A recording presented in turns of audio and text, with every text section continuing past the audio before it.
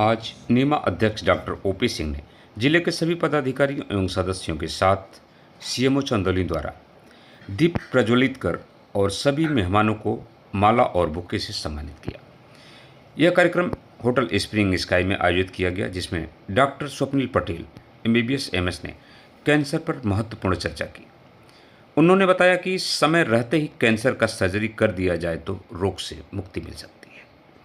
इसके साथ ही doctor Rashmi Singh MBBS MD radio diagnosis ने बताया कि सभी को समय रहते ही अल्ट्रासाउंड जांच करा लेनी चाहिए ताकि बीमारी का अच्छे से पता लगाया जा सके और इसका सही इलाज हो सके।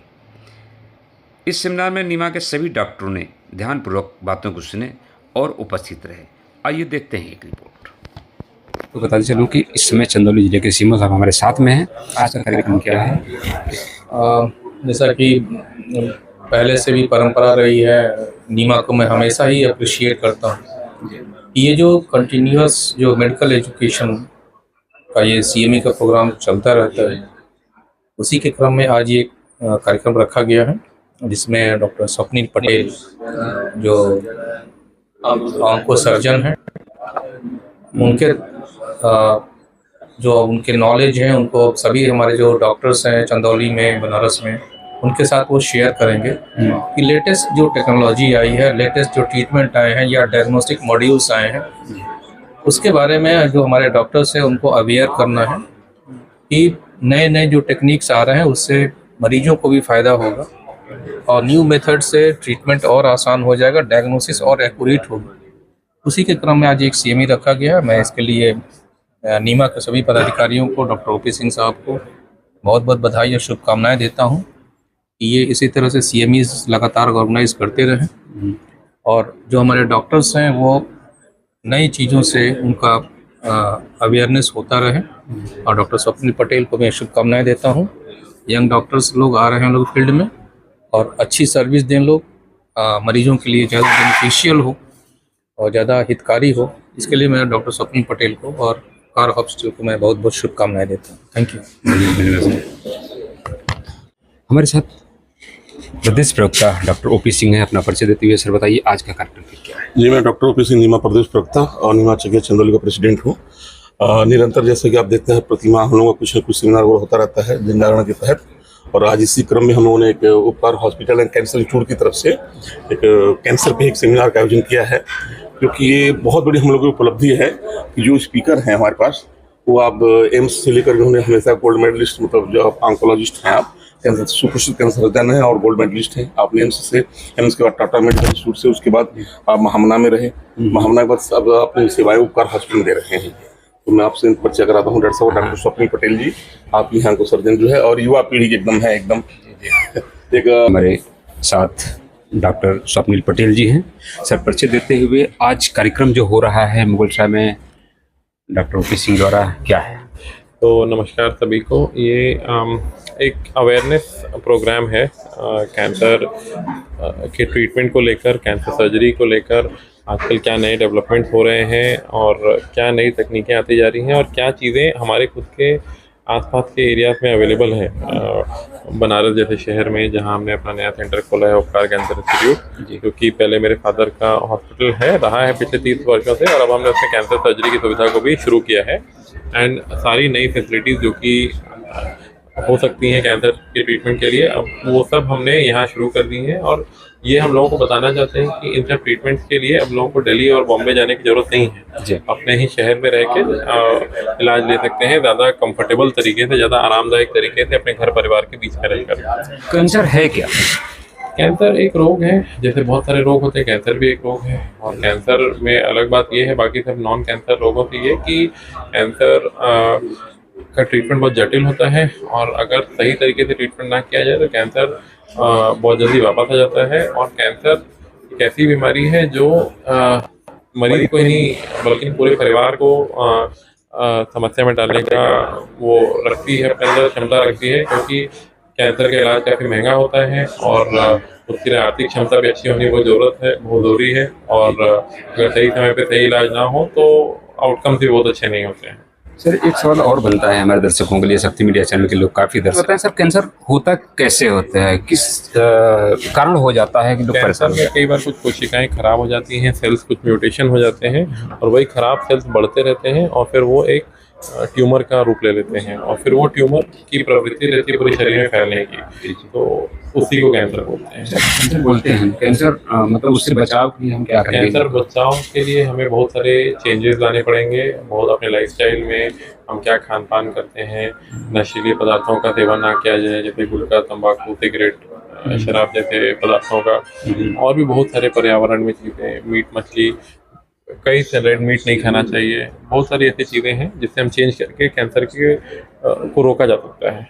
सर ये तो पुरुषों के लिए हुआ है, एक सवाल और उठता है कि जैसे कि महिलाएं हैं, महिलाओं को ब्रेस्ट कैंसर वगैरह ज़्यादातर पाया जाता है, तो उसी की जागरूकता के लिए हमें रखा है ये कि महिलाओं को अपने हेल्थ को लेकर जागरूक करने के बहुत आवश्यक है। जैसे स्तन कैंसर होता है तो स्तन कैंसर को अगर पहले पकड़ा जा सके, अगर एक महिला इतनी अवेयर रहे कि वो अपने स्तन का जांच करती रहे महीने महीने, खुद ही अपने आप उसको अगर सही तरीके बता दिया जाए तो कभी भी कैंसर एडवांस में पता ही नहीं चलेगा, वो पहले ही शुरू में पता चले और जिसका इलाज बहुत पूरी तरीके से अच्छा है। बहुत बहुत धन्यवाद सर, बहुत सारी बात करेंगे आपसे शक्ति मीडिया चैनल से बात करने के लिए। दोस्तों आज मेरे साथ हैं रश्मि सिंह जी, डॉक्टर रश्मि सिंह जी। मैडम अपना परिचय देते हुए बताइए आज का कार्यक्रम है क्या है? मैं रेडियोलॉजिस्ट हूँ। मैंने अपनी पढ़ाई MBBS की पढ़ाई एम्स न्यू दिल्ली से की हुई है और MD की पढ़ाई जो मैंने किया हुआ है PGI चंडीगढ़ से, एंड उसके बाद भी मैंने और किया है, सरशिप किया 3 साल न्यू दिल्ली में, एम्स न्यू दिल्ली, एंड उसके बाद भी मैंने और फर्दर पढ़ाई किया। तो आज जैसे कि हम लोग आप लोग जान रहे हैं कि हमने आज कैंसर पे बातें कर रहे हैं, तो एज अ रेडियोलॉजिस्ट हम कैंसर को कैसे अर्ली डिटेक्ट कर सकते हैं। तो हमारे पास बहुत सारे तकनीकें हैं। आपने देखा ही होगा, कुछ भी होता है तो हम अल्ट्रासाउंड करा लेते हैं या CT स्कैन कराते हैं या MRI कराते हैं। तो इससे हमें जल्द से जल्द अगर कोई भी लक्षण मिल रहे हैं तो अगर हम उसको सही तकनीक से अगर हम लोग उसको पता करें तो हम जल्दी से जल्दी इसको पता कर सकते हैं। साथ साथ में हम लोग ये भी पता कर सकते हैं कि कैंसर कितना जगह तक फैला हुआ है अगर हम पूरे शरीर का स्कैन करें। और अगर हमें टुकड़े की जाँच भी करनी, बहुत सारी भी सुविधाएँ एज अ रेडियोलॉजिस्ट हम लोग प्रोवाइड करते हैं, जिससे कि हम लोग बोलते हैं अल्ट्रासाउंड, CT गाइड बायोप्सी या फिर और भी कोई इंटरवेंशन चीज़ें हैं तो वो सब करके, ताकि हम लोग जल्द से जल्द इसका पता और जो मशीनें हैं मैम, किस मशीनें हैं जिससे हम जांच कर सकते हैं? हमारे पास देखिए कॉमनली जो रेडियोलॉजिस्ट में ऐसा होता है, ऐसा अल्ट्रासाउंड होता है, CT स्कैन होता है, MRI होता है। सबसे सस्ता अल्ट्रासाउंड होता है, तो पहला मोडेलिटी हम लोग अल्ट्रासाउंड की तरफ जाते हैं। फिर अगर उस पर नहीं पता चल रहा है CT स्कैन है, MRI करा लेते हैं। अच्छा मैम, जैसे महिलाएं हैं उनके में ज़्यादा पाया जा रहा है इस समय कैंसर का रोग, ये सबसे ज़्यादा किस में पाया जाता है? देखिए अभी सबका महिलाओं में भी कैंसर अलग अलग तरीके का होता है, पुरुषों में कैंसर अलग अलग तरीके का। अगर हम महिलाएं में देखा जाए तो उनमें स्तन कैंसर है, बच्चेदानी का कैंसर और ओवरी के कैंसर काफ़ी कॉमनली पाए जाते हैं। तो अगर ऐसे भी आपको कभी भी लगता है कि आपके निप्पल से डिस्चार्ज हो रहा है, कोई छाती में गांठ हो रहा है, तो आप तुरंत अपने जो सर्जन है या फिर कैंसर डॉक्टर से कंसल्ट करें और सही जाँचें कराएं, ताकि हमें चीज़ों को सही से पता चल सके। महिलाएं में स्पेशली जिसके अगर महीने बंद हो चुके हैं या फिर नीचे पेट, अगर से हमारे पास बहुत सारे ऐसे पेशेंट आते हैं जिसमें बोलते हैं कि पेट बड़ा हो रहा है, लेकिन उन लोगों को लगता है कि वजन बढ़ रहा है, लेकिन ऐसा नहीं होता है। ये महिलाओं में ओवरियन कैंसर का सबसे कॉमन लक्षण होता है, पेट में पानी भर जाना। तो अगर पानी भर जा रहा है या फिर महीना बंद होने के बाद ब्लीडिंग हो रही है, तो इसमें तुरंत बिल्कुल भी डिले नहीं करना चाहिए, तुरंत ही डॉक्टर से परामर्श करना चाहिए और सही टाइम पे इलाज कराना चाहिए। अपने गायनेकोलॉजिस्ट को अगर ऐसे सिम्टम्स है तो एक बार कंसल्ट जरूर करना चाहिए। बहुत बहुत धन्यवाद मैम, आपसे फिर मुलाकात होगी हमारी। और फिर MCH आपने टाटा से किया, वहां भी आप बोर्ड में रजिस्टर रहे, मतलब बोर्ड में सब आपके नाम में आगे हमेशा लगा। आने के बाद आपने महामना में अपनी सेवाएं दी। ऐसे शख्स के लिए जोरदार तालियां हम सब दिए हम तरफ से। और करूंगा कि आप हमारे बीच में प्रोफेसर डॉक्टर लेप्रोस्कोपी नाम को सर्जन डॉक्टर स्वप्निल पटेल जी को मानवता स्वागत करें। कृपया डॉक्टर रसूल पटेल जी को मानवता स्वागत करें। नीमा की तरफ से मैं प्रदेश वक्ता हूँ।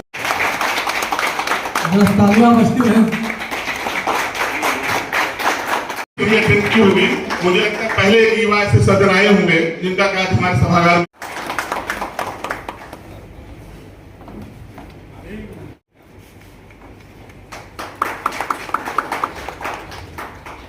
Tiwari, doctor CN Tiwari ji,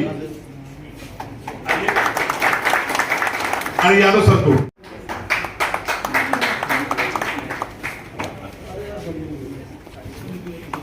doctor Sandeep Tiwari ji,